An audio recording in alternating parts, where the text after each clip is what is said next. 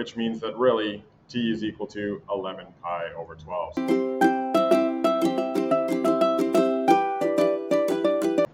Hey guys, today we're going to be looking at some particle acceleration, and specifically this time we're actually going to look at it when we've got the acceleration function, which means a bunch of integration. So we know that if we've got a particle moving on the x-axis, it's given by this function for our acceleration, and we also know that at time equals 0, our velocity of 0 equals 1, and our position of 0 equals 0. Now I'm going to change this x function to p because I think that that makes more sense for us, having the position function be p of t. And the very first thing it asks us to do, of course, is find the velocity. So really what we need to understand here is that the velocity function is going to be the integration of the acceleration function. So what we need to remember there is that when we integrate cosine, it becomes sine, not negative sine like it would be when we're doing the derivative. And then because there is going to be like what would be a chain rule here, we're going to need to divide by 2 in order to eliminate that derivative that will eventually be multiplied by it.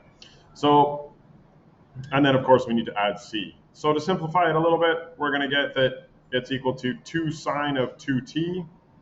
And to figure out what c is, we're going to have to use that v of 0 equals 1. So we know that 1 is going to be equal to 2 sine of 2 times 0 plus c. Well, sine of 0 is just going to be 0, so c is literally 1. So our velocity function, therefore, is going to be 2 sine of 2t plus 1. You can probably guess the next part they're going to ask us for is the position, right? Usually we want to have the position, velocity, and acceleration functions. And so sure enough here, you can see they're asking us for x of t, which we're going to relabel as p of t for our position. So we're going to integrate that thing that we just found there. So really, again, p of t is really the integration of v of t dt. Okay, now from here we need to remember that the derivative of sine, okay, sorry, not the derivative, the integration of sine gives us negative cosine. So in this case, we're going to have 2 times the negative cosine of 2t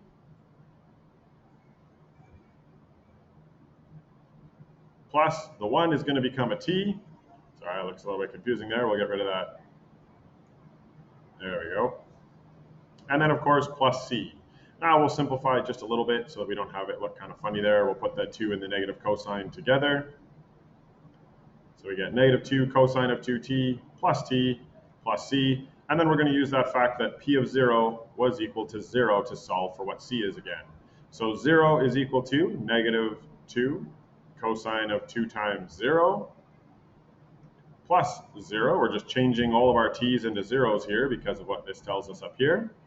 And so then we can go ahead and look at this. Well, obviously adding 0 does nothing. However, this time cosine of 0 is going to be something, and it's going to be 1. You know what we forgot? When we're doing the integration here, because there is that chain rule, we need to divide it by 2. So in reality, this would actually simplify even further to give us negative cosine of 2t plus t plus c. So that means that over here we need to get rid of this 2 there. All right, so we've got this cosine of 2 times 0 is just negative 1 plus c. When we move that 1 over, we get that once again c is equal to 1. All right, so our entire position function then is going to be negative cosine 2 of t plus t plus 1. All right.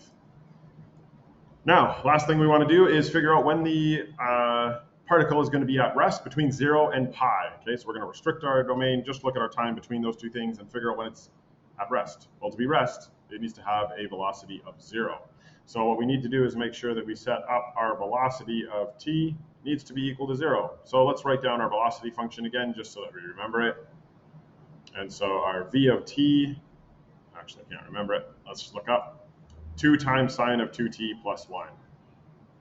2 times the sine of 2t plus 1. Make that a little more obvious as t. There we go. Now, we need to figure out when this thing equals 0. So 0 is equal to 2 sine of 2t plus 1. Then we're going to need to do some algebra. We're going to move over this 1, get that we've got negative 1/2, because we would also divide both sides by 2 here. Negative 1/2 is equal to sine of 2t. At that point, we need to figure out, okay, well, when is sine going to be equal to negative 1/2? That happens at 2 times. That happens at 7 pi over 6, and it's also going to happen at 11 pi over 6.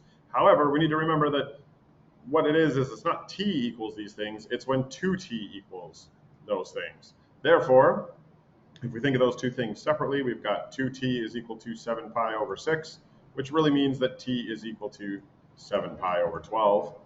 And the other one would be 2t equals 11 pi over 6, which means that really t is equal to 11 pi over 12. So those would be our 2 places where it's going to happen.